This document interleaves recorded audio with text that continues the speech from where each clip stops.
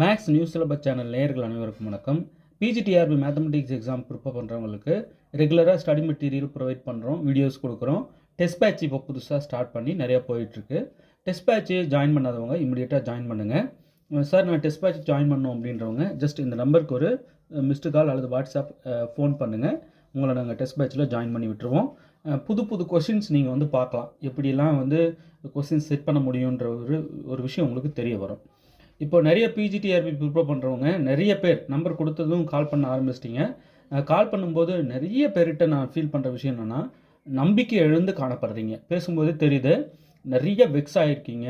நம்மளால் முடியாதுன்ற மாதிரியான ஒரு போக்கிலே தான் ஒவ்வொருத்தருடைய தாட்ஸுமே இருந்தது. நான் நல்லா உள்வாங்கினேன்.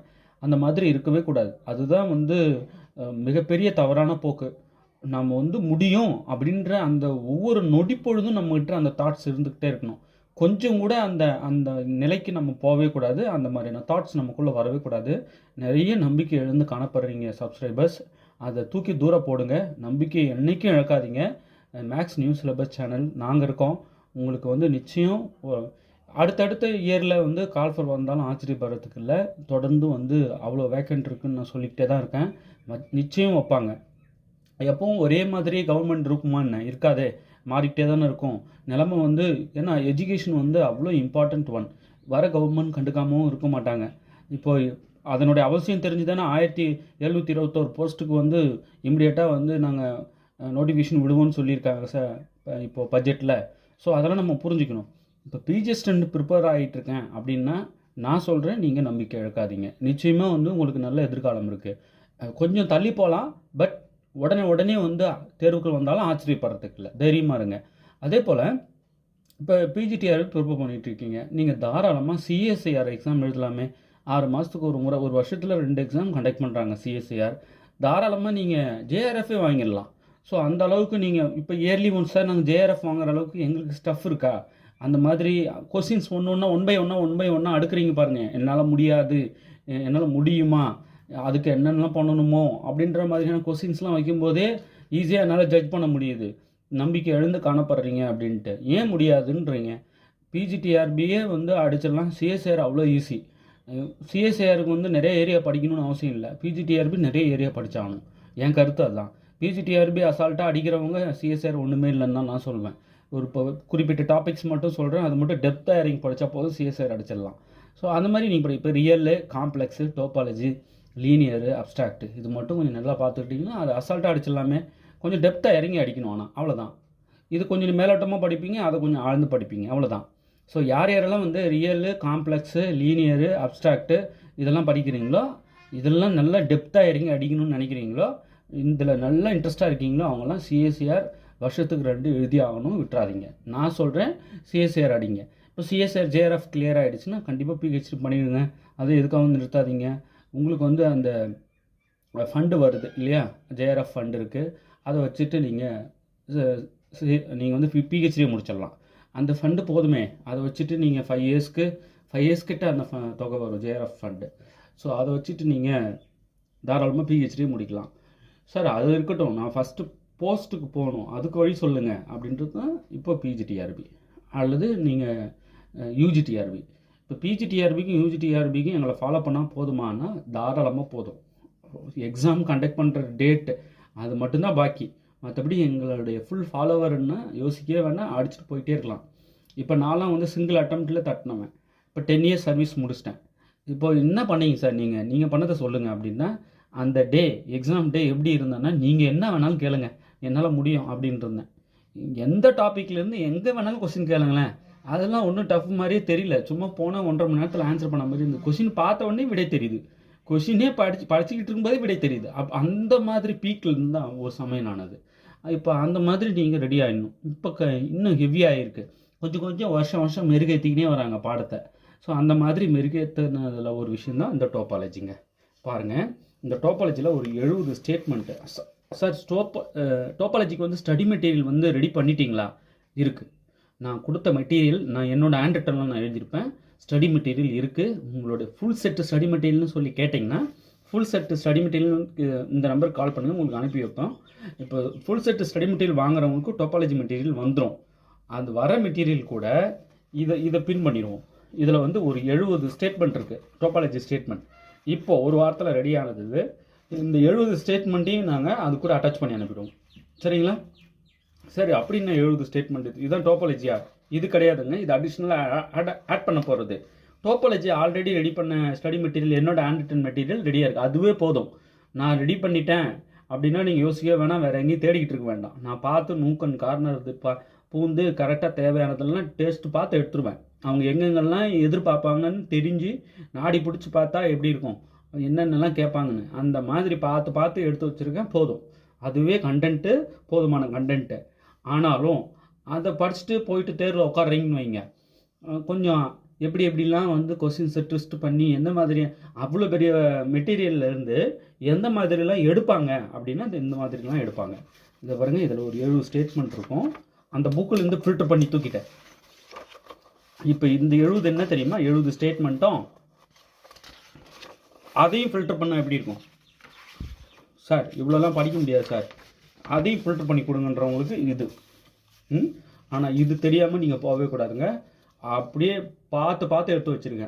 இதை மிஸ் பண்ணிடவே கூடாது. சார் இதில் எதனா ஒன்று சொல்லுங்கள் பார்க்கலாம். ஆல்ரெடி ஒன்று டீப் எக்ஸ்ப்ளனேஷன் பண்ணி வீடியோ போட்டேன் சார். டோபாலஜி வீடியோஸ் மட்டும் எனக்கு அனுப்புங்க சார் அப்படின்றவங்க ஜஸ்ட் இந்த நம்பருக்கு ஒரே ஒரு மிஸ் கால் கொடுங்க. இதெல்லாம் எக்ஸ்பிளைன் பண்ண வீடியோ, உங்கள் டோபாலஜி மெட்டீரியல் எப்படி இருக்குன்னு முதல்ல நான் தெரிஞ்சுக்கணும் அப்படின்றவங்க முதல்ல வீடியோ பாருங்கள். நான் சொல்கிறது எதையும் கேட்க வேண்டாம். ஃபஸ்ட்டு வீடியோ பார்த்துட்டு இல்லை உண்மையாகவே நல்லா தான் இது இருக்குது அப்படின்றது ஃபீல் ஆனால் மட்டும் வாங்குங்க, நல்லா படிங்க. சரிங்களா? நான் நல்லா எக்ஸ்பிளைன் பண்ணுவேன். டோபாலஜினா என்ன, பேசிஸ்னா என்ன, உள்ள சஸ்பேஸ்னா என்ன, டோபாலஜியில் வந்து வெரைட்டியாக டோபாலஜி எப்படி இருக்குது, ஒரு கொடுத்துற கலெக்ஷன் வந்து டோபாலஜி தானே எப்படி செக் பண்ணுறது, எல்லாத்தையும் வந்து நல்லா டீப்பாக எக்ஸ்பிளைன் பண்ணி டோபாலஜிக்குன்னு வீடியோ போட்டிருக்கேன். இது இல்லாமல் இந்த ஸ்டேட்மெண்ட் இருக்குல்ல 70, இதெல்லாம் எக்ஸ்பிளைன் பண்ணி ப்ரீஃபாக அழகாக வீடியோஸ் போட்ட வீடியோலாம் இருக்குது. டோபாலஜி லிங்க் அனுப்புங்கன்னு எனக்கு இந்த மெசேஜ், இதுக்கு வந்து ஒரு வாட்ஸ்அப் மெசேஜ் அனுப்புங்க. டோபாலஜி இது மட்டும் அனுப்புகிறேன், முதல்ல அந்த வீடியோலாம் பாருங்கள். இல்லை நல்லா ஒர்த்தாக தான் இருக்குது அப்படின்ற பட்சத்தில் அப்புறம் டோபாலஜி மெட்டீரியலை கால் பண்ணி வாங்கி எல்லாத்தையும் படிச்சுக்கோங்க. இப்போ வாங்குகிற டோபாலஜி மெட்டீரியலோட இதையும் பின் பண்ணி அனுப்பிடுவோம். ஓகே? அப்போது இப்போ என்ன செய்வாங்க, டிஆர்பியில் வந்து டோபாலஜி கொஸ்டின் வந்து எடுப்பாங்களா எடுக்க மாட்டாங்களான்னா கண்டிப்பாக எடுப்பாங்க. ஏன் சொல்லுங்கள்? புது வரவு, ஏன்னா அரைச்சிக்கிட்டு இருக்க முடியாது. புதுசாக என்ன கேட்கலான்னு யோசிப்பாங்க, புதுசாக என்ன சேர்த்துருக்கோன்னு யோசிப்பாங்க. புதுசாக டோபாலஜி வந்திருக்குன்னும் போது விடுவாங்களா? சரி, டோபாலஜியில் எதெல்லாம் முக்கியம்னு தெரியணும் இல்லை? அப்படி நாடி பிடிச்சி பார்த்து எடுத்தால் எதெல்லாம் எடுப்பாங்கன்னு பார்த்து பொறுக்கி எடுத்தால் எப்படி இருக்கும், அந்த மாதிரி ரெடி பண்ண மெட்டீரியல் தான் நம்ம மெட்டீரியல். போதும். அதுலேயும் இன்னும் ஃபில்ட்ரு பண்ணால் எப்படி இருக்கும், அதுதான் இந்த 70 ஸ்டேட்மெண்ட்டு. அப்படியே தூங்கும்போது கூட மனப்படமாக அப்படியே சொல்லிக்கினே இருக்கணும், மைண்டுக்குள்ளே ஓடிக்கினே இருந்தால் எப்படி இருக்கும், அந்த மாதிரி ஓடிக்கிட்டு இருக்க வேண்டிய 70 ஸ்டேட்மெண்ட்ஸ் இதெல்லாம். சரிங்களா? பாருங்கள், இதில் ஒன்று சொல்லுங்கள் சார், இதோ சொல்கிறேன் பாருங்கள். let x, t and y, u be topological spaces. let f, x, t to y, u be a map. இது ரெண்டும் டோபாலஜிக்கல் ஸ்பேசஸ்ஸு. இப்போ எஃப்ங்கிறது எக்ஸ் டிலேருந்து ஒய் யூக்கு டிஃபைன் பண்ண ஒரு map. Then F is continuous, F கண்டினியூஸாக இருக்குது அப்படின்னா if and only if F inverse of B இஸ் ஓப்பனாக இருக்கும். பாருங்கள், எஃப் இன்வர்ஸ் ஆஃப் பி ஓப்பனாக இருந்ததுன்னா ஆட்டோமேட்டிக்காக எஃப் கண்டினியூஸ் ஆகிடும். If and only if case F கண்டினியூஸாக இருந்தால் எஃப் இன்வர்ஸ் பி ஓப்பனாக இருக்கும், எஃப் இன்வர்ஸ் பி ஓப்பனாக இருந்தால் எஃப் கண்டினியூஸாக இருக்கும். இங்கே பாருங்கள், for every B in script B where script b is being basis for u on y. Okay, பிங்கிறது பேசிஸ் எலமெண்ட்டு, பேசிஸில் இருக்கக்கூடிய ஒரு எலமெண்ட்டு தான் இந்த ஸ்மால் பி. ஸ்கிரிப்ட் பிங்கிறது பேசிஸு, எதோடைய பேசிஸு, யூவோடைய. யூங்கிறது என்னது, ஒய்யோட டோபாலஜி. ஒய்ங்கிறது என்னது, இதோ பாருங்கள், டோபாலஜிக்கல் ஸ்பேஸு. பாருங்கள், ஒய் வித் யூ தான் இங்கே டோபாலஜிக்கல் ஸ்பேஸு. ஓகே, எக்ஸ் டிலேருந்து ஒய் யூக்கு டிஃபைன் பண்ண மேப்பு தான் எஃப். ஓகே, அதை முதல்ல சொல்லிட்டோம். எக்ஸ் டி ஒய் யூங்கிறது ரெண்டு டோபாலஜிக்கல் ஸ்பேஸு. எக்ஸ்லேருந்து ஒய்க்கு டிஃபைன் பண்ண மேப்பு தான் எஃப். எஃப் வந்து கண்டினியூஸாக இருந்தால் எஃப் இன்வெர்ஸ் பி வந்து ஓப்பனாக இருக்கும். If and only if F inverse B ஓப்பனாக இருந்தால் எஃப் ஆட்டோமேட்டிக்காக கண்டினியூஸாக இருக்கும். Okay, for every B in script B where B being basis for U on Y. Okay, so இது போல் ஸ்டார் போட்டிருப்பேன். இந்த மாதிரி 3 ஸ்டார் இருக்குல்ல, இதெல்லாம் மிஸ் ஆகக்கூடாது. பாருங்கள், continuous image of connected space is connected.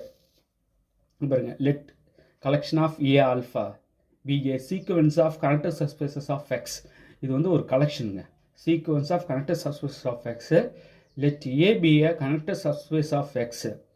Then if A intersection A alpha is non-empty for all alpha, இதிலிருந்து வர ஒவ்வொரு ஏ ஆல்ஃபாக்கும் ஏ இன்டர்செக்ஷன் ஏ ஆல்ஃபா நான் எம்டியாக இருக்கணும் அப்படின்னா then A union of A alpha வந்து கனெக்டடாக இருக்கும். ரொம்ப இம்பார்ட்டண்ட் இது. ஸோ முக்கியமானதாக பார்த்து ஸ்டார் போட்டிருப்பேன். இந்த மாதிரி ஸ்டார் இருக்கிறதெல்லாம் விடவே கூடாது. பாருங்க, ஒரு கலெக்ஷன் இருக்கு பாருங்க. collection of V alpha be a family of connected sets of topological spaces. இது A alphaன்றது ஒரு collection connected sets of topological space X, T having non-empty intersection. இப்போ இந்த கலெக்ஷனோட இன்டர்செக்ஷன் வந்து நான் எம்டியா அப்படின்னா அதோட யூனியன் இருக்கு பாருங்க, அது கண்டிப்பாக கனெக்டடாக இருக்கும். இது உள்ளே இருக்கிற ஒவ்வொரு ஏ ஆல்ஃபாவும் கனெக்டடு, அதுதான் முக்கியம். ஓகே, கனெக்டடு சப்ஸ்பேஸ் எதோட இது எக்ஸ் கமாட்டியோட சப்ஸ்பேஸு ஒவ்வொரு ஏ ஆல்ஃபாவும். முக்கியமாக இதனோட இன்டர்செக்ஷன், இந்த ஹோல் கனெக்ஷனும் இதனோட இன்டர்செக்ஷன் வந்து நான் எம்டி. அப்போது இதனுடைய ஹோல் கலெக்ஷன் இன்டர்செக்ஷன் நான் எம்டியாக இருந்ததுன்னா யூனியன் ஆட்டோமேட்டிக்காக கனெக்டட் ஆகிடும். எப்போ ஒவ்வொரு ஏ ஆல்ஃபாவும் கனெக்டடாக இருந்தால். ஓகே, ஒவ்வொரு ஏ ஆல்ஃபாவும் கனெக்டடு, யூனியன் ஆஃப் ஏ ஆல்ஃபாவும் கனெக்டடாக ஆகணும் அப்படின்னா இன்டர்செக்ஷன் நான் எம்டியாக இருக்கணும் அந்த ஹோல் கலெக்ஷனுக்கும். ஓகே, ஸோ அந்த மாதிரி ஸ்டார் போட்டதெல்லாம் ரொம்ப முக்கியமானதுங்க, விடவே கூடாது. இதில் பாருங்களேன், let X comma T and Y comma U be two topological space. Let F X T to Y U is continuous map.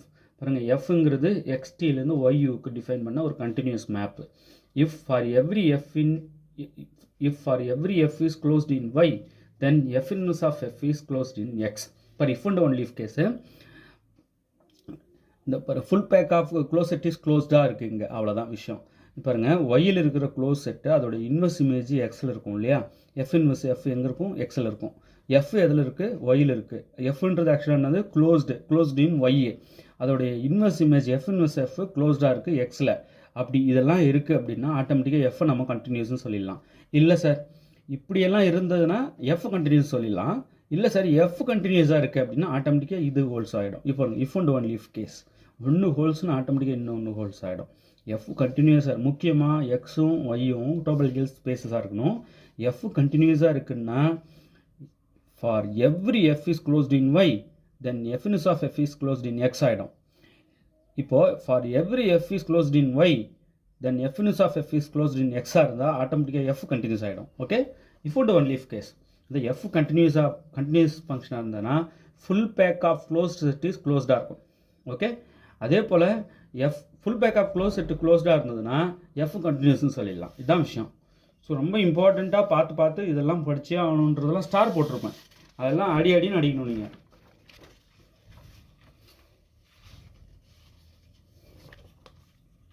Homeomorphic image of connected space is connected. Every compact metric space has Bolzano-Weierstrass property. Every compact metric space has Bolzano-Weierstrass property.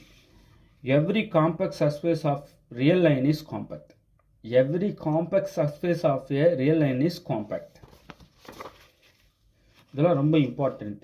பாருங்கள், இது வந்து ஒரு collection. இதில் இருக்க ஒவ்வொரு எலமெண்ட்டும் ஒரு topological space. அப்போது collection of topological space, அதனுடைய எல்லா டோபாலஜிக்கல் ஸ்பேஸோடைய ப்ராடக்ட் தான் இந்த ஹோல் எக்ஸு. ஓகேங்களா? அப்போ இந்த எக்ஸு வந்து காம்பேக்டாக இருக்குது. பாருங்கள், இந்த ஒவ்வொரு டோபாலஜிக்கல் ஸ்பேஸும், இந்த கலெக்ஷனில் இருக்கிற ஒவ்வொரு டோபாலஜிக்கல் ஸ்பேஸும் எடுத்து மொத்தமும் ப்ராடக்ட் எடுத்தது தான் இந்த ஹோல் ஸ்பேஸ் எக்ஸு. ஓகே, அது வந்து காம்பேக்டாக இருக்குது அப்படின்னா if and only if each X alpha compact. அப்போது ஒவ்வொரு எக்ஸ் ஆல்ஃபா காம்பேக்டாக இருந்தால் ப்ராடக்ட்டு காம்பேக்டாக இருக்கும். ப்ராடக்ட்டு காம்பேக்டாக இருந்தால் ஒவ்வொரு எக்ஸ் ஆல்ஃபாவும் காம்பேக்டாக இருக்கும். Okay, if and only if case ப்ராடக்டாக compact space is compact. Okay, டோபாலஜியில்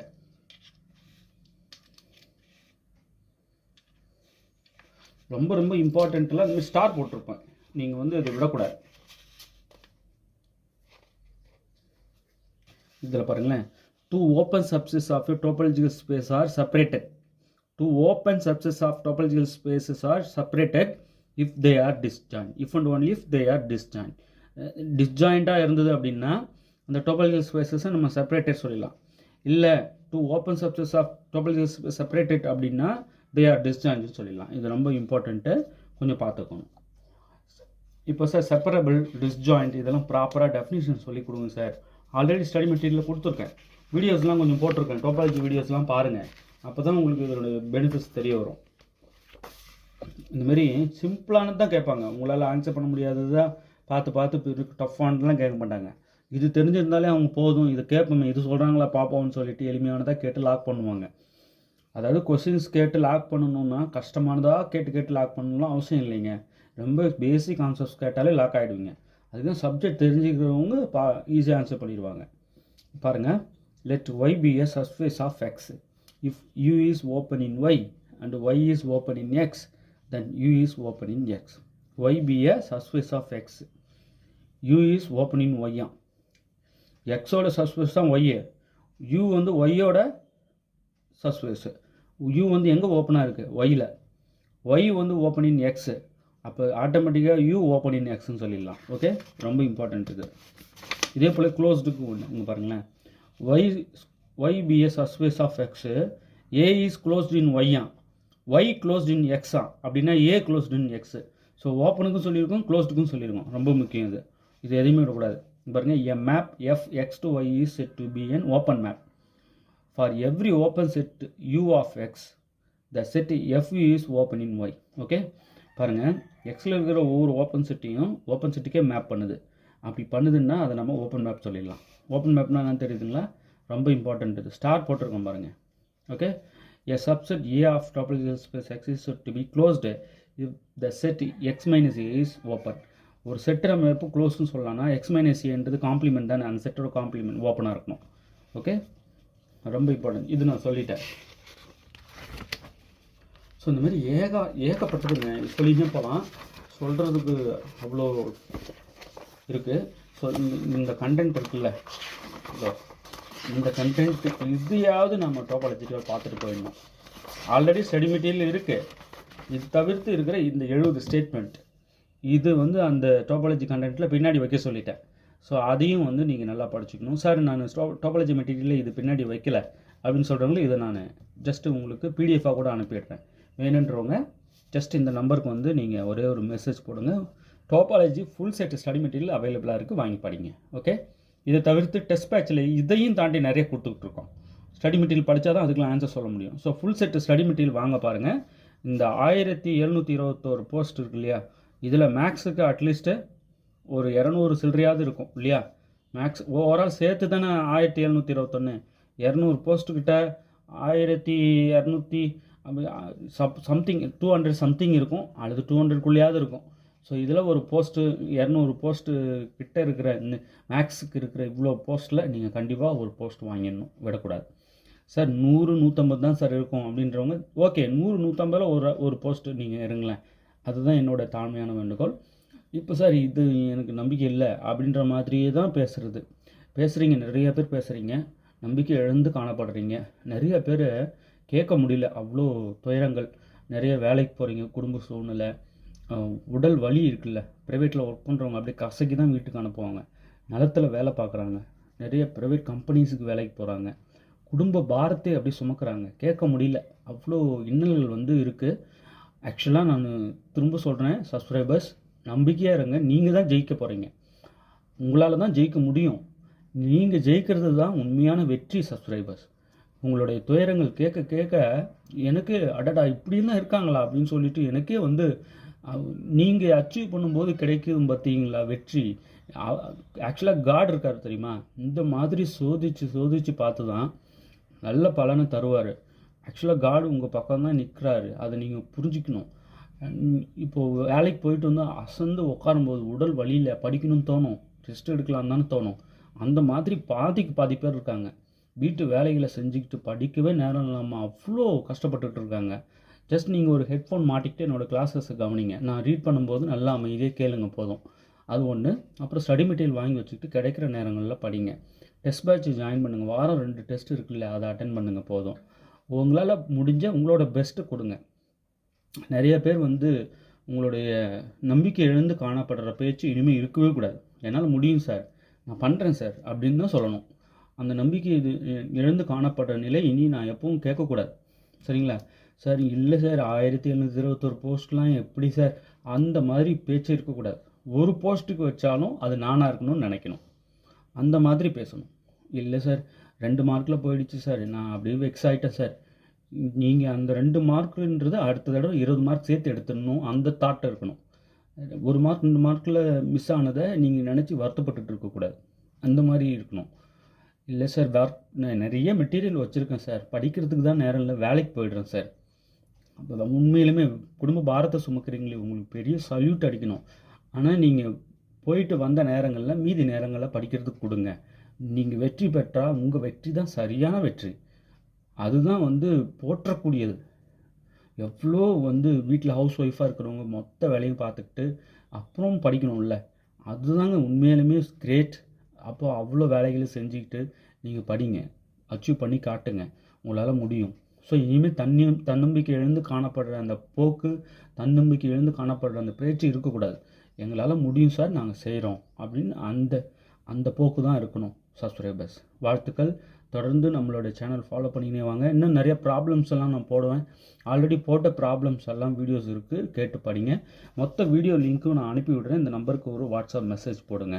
முக்கியமாக reel, complex, topology, linear algebra, abstract algebra இப்போ சொன்னேன் இல்லையா, இதெல்லாம் நல்லா இறங்கி டெப்த்தாக அடிங்க. சிஎஸ்சிஆரும் அடிங்க. சிஎஸ்சிஆர் நெட் எக்ஸாம் இருக்குல்ல, அது அடிங்க. அதை அடிச்சுட்டு நீங்கள் அதுவும் குவாலிஃபைட் ஆகிக்கோங்க. இன்கேஸ் காலேஜ் டிஆர்பி வந்தால் காலேஜ் டிஆர்பி அப்ளை பண்ணி காலேஜில் போஸ்ட்டு வாங்கிடலாம். ஓகே, தேர்வில் வெற்றி பெற வாழ்த்துக்கள். தேங்க்யூ.